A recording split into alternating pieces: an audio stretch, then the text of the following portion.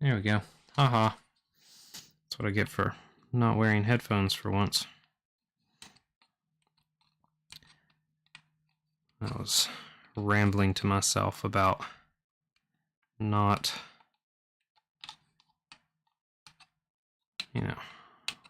assembly of models not being my most favorite part.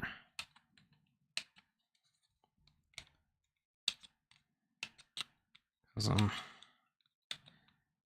stickler for how they come together and mold lines and everything, so it generally takes me forever to actually do stuff. Actually build the models.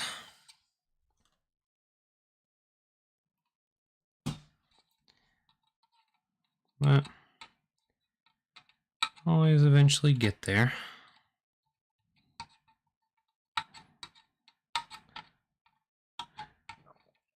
Conversely, though, I actually do really like building vehicles. I don't know what it is. Not a huge fan of, your standard mini, but part of the gig. I'm getting better at it, getting faster, I think. I'm gonna try organizing these in a different way. Usually when I do big armies, it's just like heads, legs, arms, all that stuff, all in different containers. But what I'm gonna try to do is clip like an entire dude out. Like, okay, this is his arms, his legs, his everything. So that way I don't have to fish around for parts later. Like, that's one of the things that slows me down real bad with bolt action, is that most of the arms, some of the arms are together, but most of the arms are just like, well, here's this gun arm, and here's this random other arm. Maybe it fits, maybe it doesn't. So you can't really just clip everything off willy-nilly, because they're not gonna line up, because some of them are for specific weapons.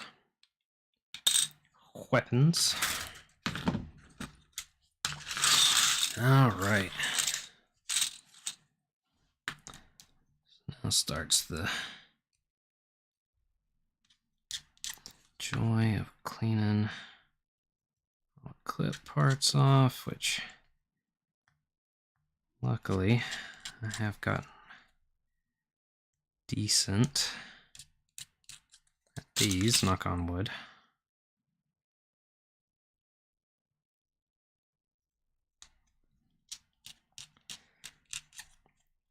This is just a super duper dull blade. Helps to not cut in too far. Cut in just enough. Yarr, there we go. I don't know. It looks like I'm carving a divot into this, but really not.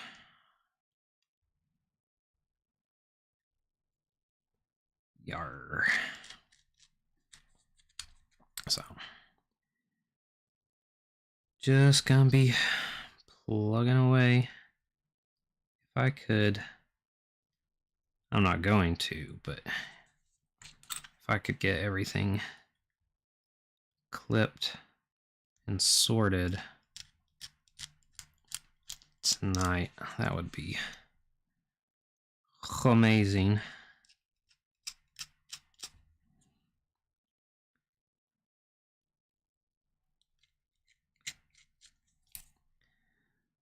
But no.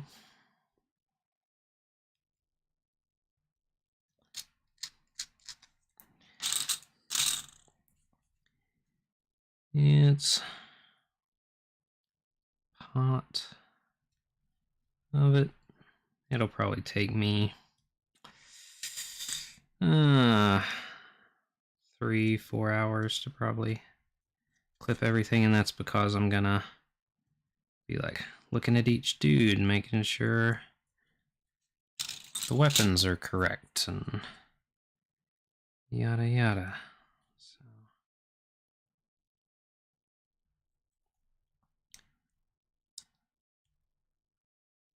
let's see. I'm working to do commissions on the regular, so I'm kind of like timing everything. See how long each task takes. If I can make it more time efficient. And that's also, you know, experience, because different companies, however small it may be, will set up their miniatures differently on the sprues or how it is and how you have to clean it up. So what I might do after this, I really want to get to my Star Wars stuff after this, which is probably what I'm going to do. If not, I'm going to try to bang out the Dominion box super fast. And sell the 2 armies out of that to, you know, get some gear, get some, I don't know, work towards a couple of different things. And we'll see how that goes.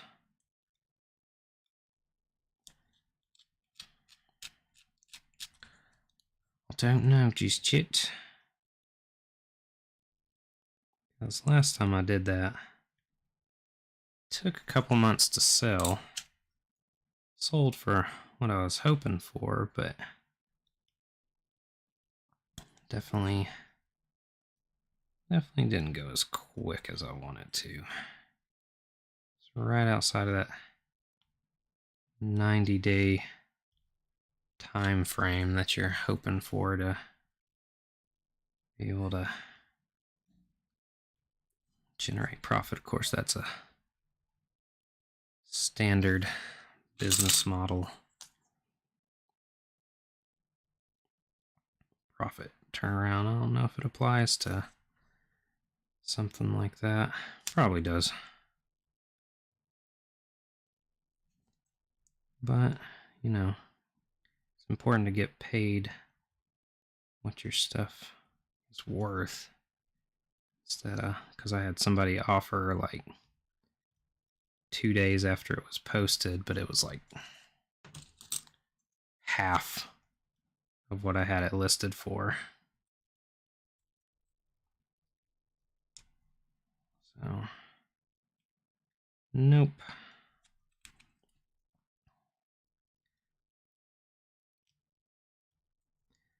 But now I've got my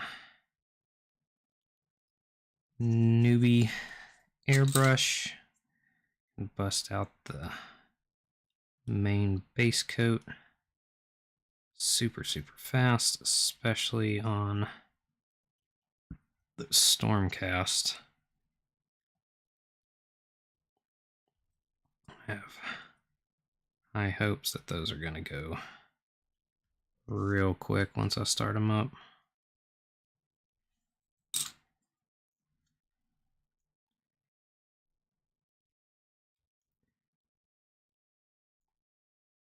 But could be wrong. I think people are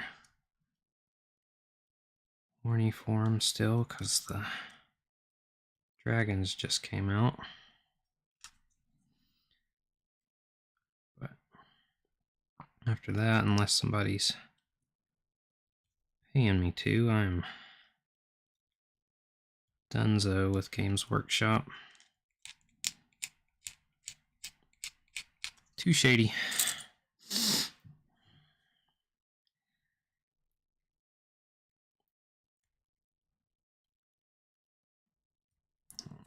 What they did with, you know, mediocre miniatures video that came out this week.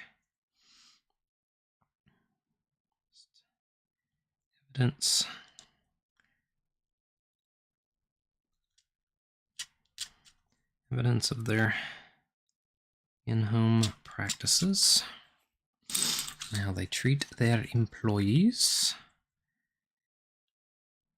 Nobody want any of that.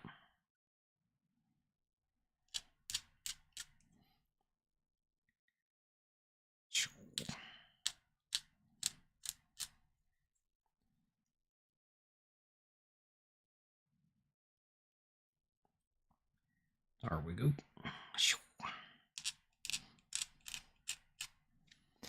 Flat. And I would have some music playing, but Pretzel is being real weird.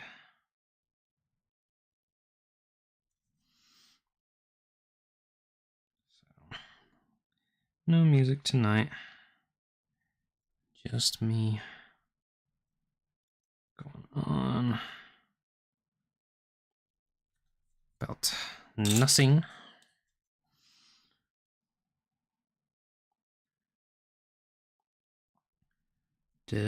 Have been working on role-playing settings book. Got about 30 pages done so far. So it's moving along at a pretty good pace. A couple pages done every day.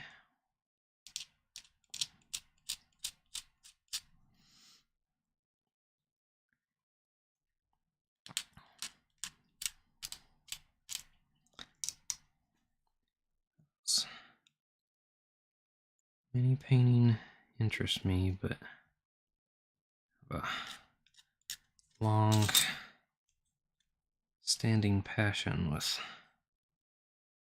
tabletop RPGs.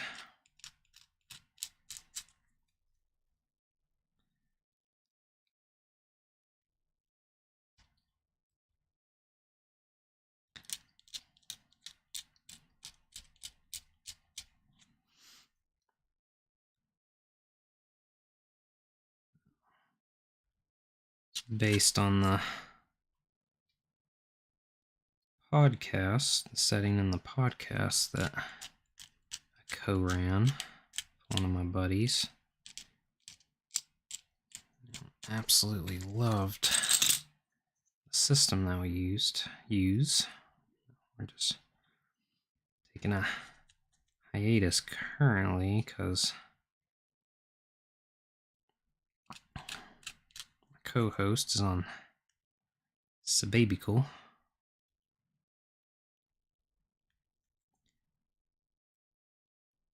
Ooh, that reminds me. Don't necessarily need music. I know what I can do. I can do story time. Yes. Let's do some stories. King Equivir Blacktide leaned out of Sabrintus's saddle and slashed out with his glaive. The enchanted weapon carved. Hello again, DrewTube. That is Ninetail Hobbies YouTube channel viewers. Yo, this is Josh Flaccavento. You may know me as a friend of the man who paints minis on this channel and does other cool, interesting, creative junk. We are buds on the Bergcast, where we tell janky superhero stories, and he was very helpful in my Zine Quest 3 project with Ryan Hatt, that is All Must Bow, from Bleak Horizons Press. Anyway, speaking of presses and stuff, I'm here to read a story for you. This story is called Help Wanted. It started to come out when I was in graduate school the first time, working at a grocery store and feeling a little, feeling the gap between those two worlds a lot. Then it sat on my hard drive for a while, and I only finished it last year. So here it is. Help Wanted. Megan hated the dinner rush because it wasn't a rush at all, and still it represented the death of her ambitions. She had no one to rely upon. One cook, who she wasn't even supposed to call a cook, and an impertinent high school senior mortally embarrassed by the indignity of work. Megan had worked at a proper restaurant before. Tacrumba Taqueria described itself as something else entirely, where they had long ago figured out how many people to schedule, but this place never had more than 3 employees in it at a time, and the manager mostly appeared at inauspicious moments to lecture them on obscure subjects seemingly unrelated to the making and selling of tacos. Theirs was a lonely corner of a buzzing, humming strip mall that crouched beside a state highway, baring its teeth at a competing retail space across 5 lanes of embittered commuters. A location that looked good on paper. Megan, who looked sad, wise, and pretty in a disposable sort of way in person, looked like shit on paper. Tacrumba's pitiful dinner rush was her problem. Thursday night. Cleaning up. Stores closer to town would be getting slammed by the college crowd just now. Megan was wiping down the make line while Stephanie and Eamon flirted and argued in the kitchen, running the sink to ward off eavesdroppers. Officially, they could not lock the doors for another 15 minutes, but their end of the parking lot had been empty for half an hour already. Head down in her work, Megan thought about albums she liked, men who acted like boys, and parts of her car that were probably broken. She didn't notice Stephanie standing at the register looking out the window until she reached the end of the line and nearly jammed an elbow into her ribs. "Hey!" Stephanie drew away from her. "Ew, God, there's a car pulling up. It's totally going to be some basic soccer mom with like 9 kids. Megan squinted. "That's Paul's car," she said. Stephanie flinched, flicked bleached blonde hair out of her eyes, and looked around. "Did you do everything already? I have to look busy too." She turned and fled into the kitchen. "Go unlock the door," Megan shouted. She heard something clang heavily against the prep table, and Stephanie wailing, "Amen!" Ineffable obscenities in Portuguese wafted up in reply. Megan gestured briskly at the door, making the lesser sign of ingress, as Paul had showed her, and heard it click open in reply. "Hi, Paul," she called through the open door. "We're almost done cleaning up. It's been slow for a while, so we went ahead and got started." His eyes flicked over her briefly as he stepped through the door. Most of his attention seemed to be on the briefcase clutched under his elbow. "Let's talk about policy," he said, and glanced back at the lock. Paul was getting better. When he lectured her about locking the door earlier than the body corporate allowed, he actually deviated from the script twice. Megan could tell by the way the pitch of his voice went up a half step. "Trust me, I know exactly how you feel," was the first exception, and the second was, "Try to keep in mind who I've got on my back about this stuff." His eyes watered when he said this. When they went back up front, Stephanie was wiping down the make line and dabbing at her forehead carefully with the sliver of wrist between shirt sleeve and plastic glove. She was trying not to smudge salsa on her face, and failing. Paul gave her one of his canned smiles and invoked the least charm of useful reassurance. "I see you doing a great job, Stephanie," in a tone of voice more genuine than Paul could manage on his own. Stephanie smiled back and thanked him sincerely, though if she'd stopped to think about it, she would have realized what was going on. Paul stood by the door, watching his revenue stream drive past, while Megan counted out the till. Next to him on the glass was the unofficial hiring sign that read, "Help Wanted." The approved version still had not arrived from the body corporate's Central Documents Clearinghouse. Megan thought it was ironic, Paul standing next to those two words, but it was just true. Sunday. Lunch. A dozen elderly churchgoers struggling to make sense of the menu's cute allusions. A woman came into the store and walked right up to Megan without smiling and said, "I've come about the sign." Megan gave her a tired stare, so she pointed at the one in the window. Megan shrugged, said, "I can give you an application. The manager's not here right now, but his name is Paul. That's his card." And Megan... The woman took a card from the stack and the application forms from her hand. "Thank you," she said. She had a strong jaw and bright green eyes, was blandly dressed, and something about her made Megan's mouth twist into an involuntary frown. She grinned, put Paul's card in her pocket, and set the application forms in front of her on the glass overhang covering the make line. Over her shoulder, a middle-aged woman wearing a baseball jersey and a faint grimace of impatience crossed her arms and grumbled. The stranger waved her hands in the air over the application form and said something Megan couldn't understand, and abruptly her form was filled out and the store smelled like snow. "There. I look forward to hearing from your manager, Megan, and thank you for your time." She blinked. "I'm wearing my name tag." "No," the stranger told her, "you aren't. Good day." She awoke from a mild trance to Stephanie, shriller than usual, beside her asking, what was she supposed to be? Megan said, "No one in particular." "Not as in, like, she was no one in particular. Then we heard on the news she killed 9 people with a hammer and ground them up into sausage, right?" Megan said, "Only one way to find out." Stephanie slapped her arm and walked away. She glanced at the stranger's application and found it covered in faintly glowing glyphs. The way she felt when she looked at them, she couldn't have told you right off. But if you were to press her about it, to ask, "How does this make you feel?" she would have answered, "Not much." Tuesday. Awakened by an unexpected phone call from Paul. Megan said, "It's 8 o'clock in the morning." Undeterred, "Good morning, Megan. This is Paul from Tacrumba Taqueria. I'd like to talk to you about an important opportunity for our franchise and for you." She recognized the opening incantation of the rite of minor promotion. "Could you come by the store in a couple hours?" Megan said, "I guess so." Smoke from last night's sativa still stung in her head, forming phantoms in her visual cortex.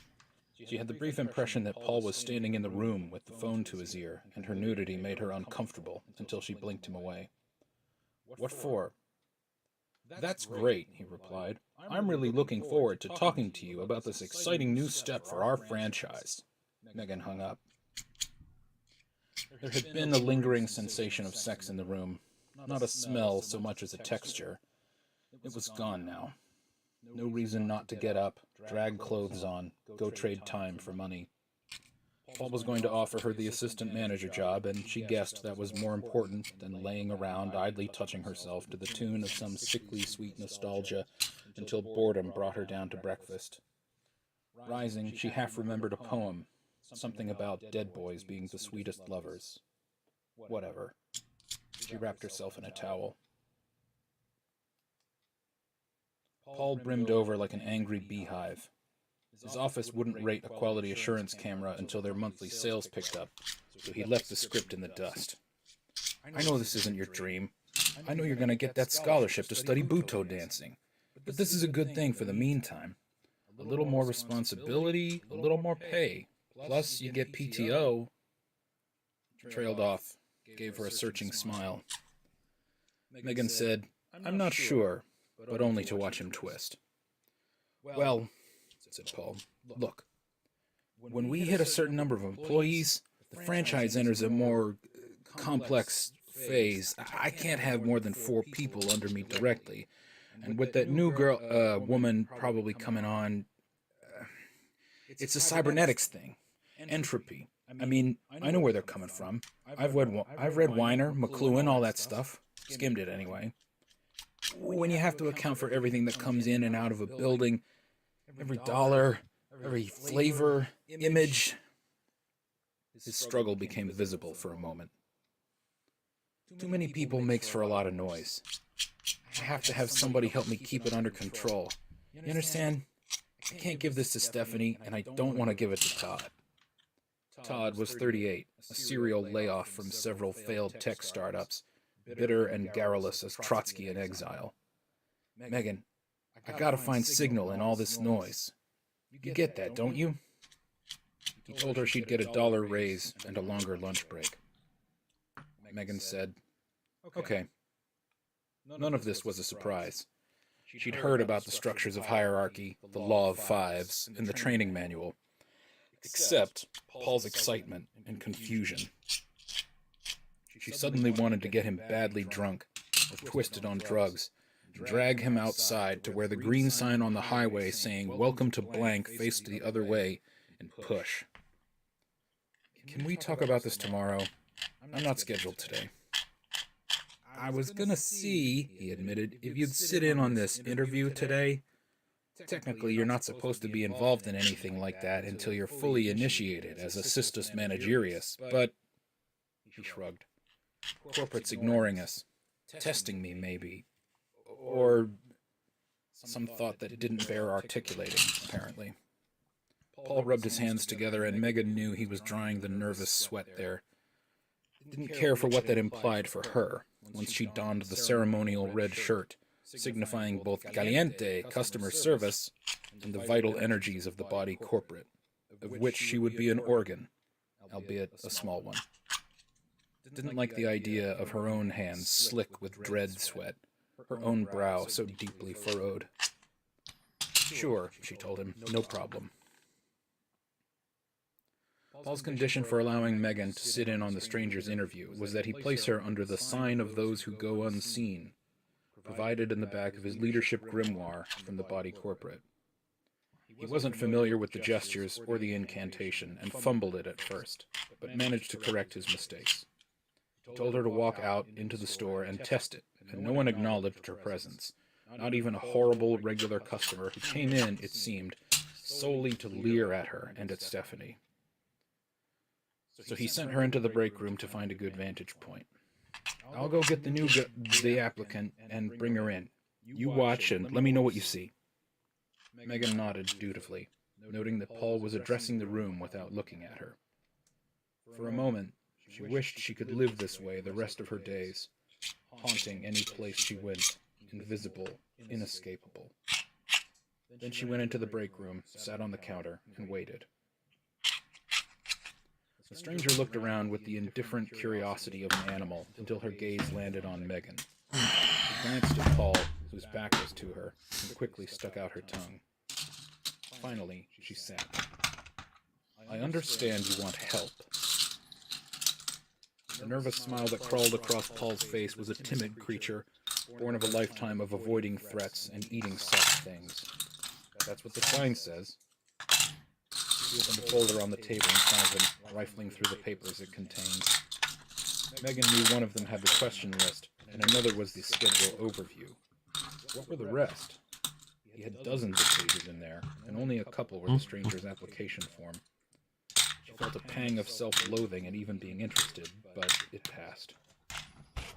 She found she could not remember her own interview, and was glad of it.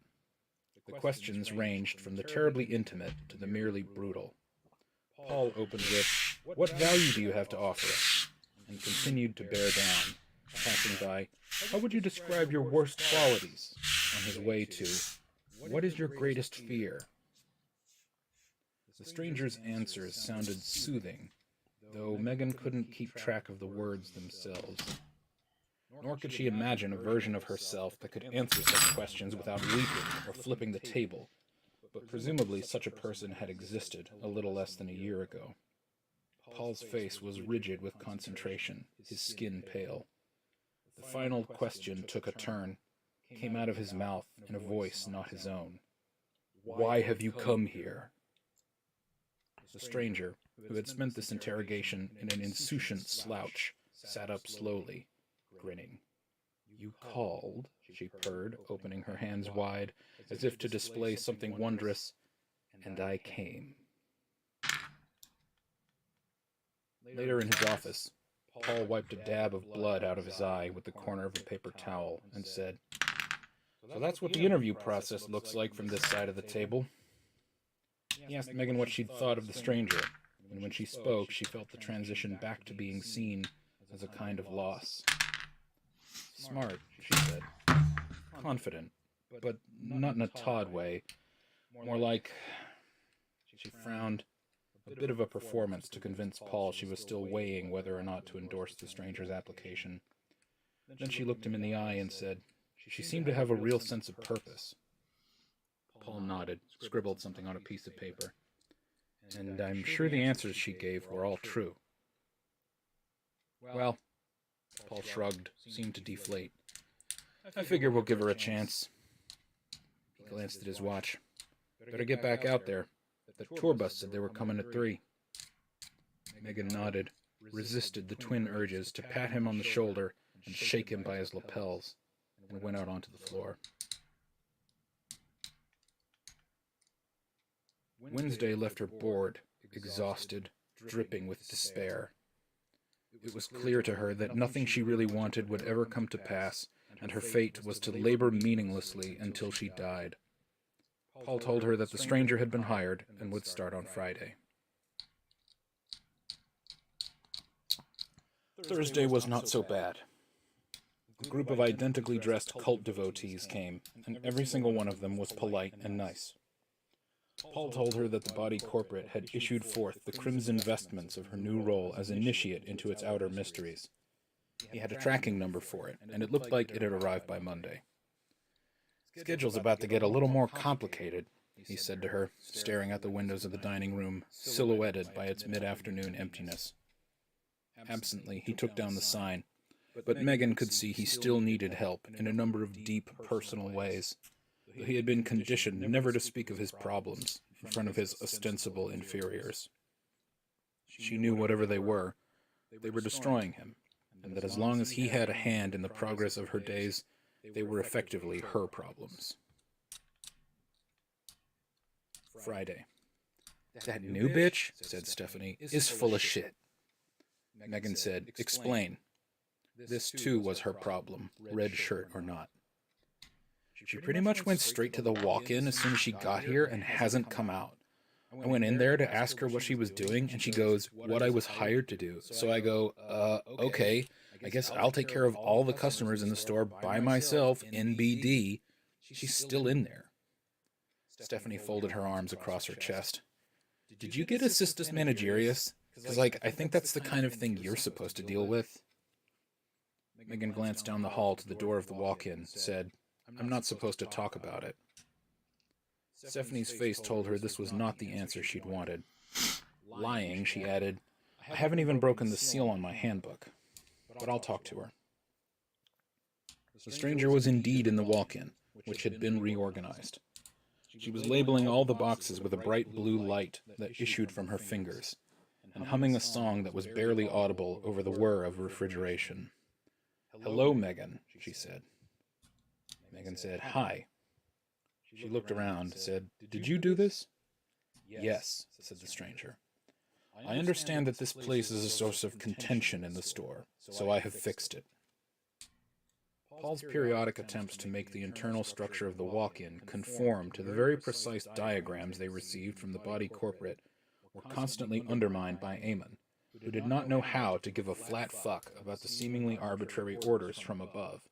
Thus, "organize the walk-in" had quickly become store slang for attempt a task for which Sisyphus is probably a better metaphor than Quixote. She looked around, unwilling to be rushed. This wasn't the company diagram at all. The room felt different. The air seemed to flow quicker, colder, something like that.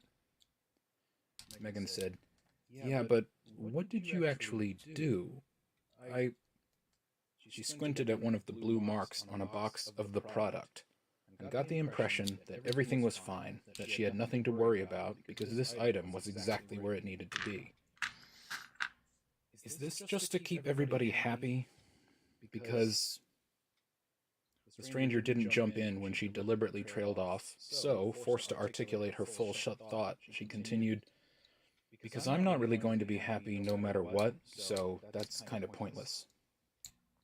The stranger smiled at her. "It's not for you. You do whatever is necessary at all times.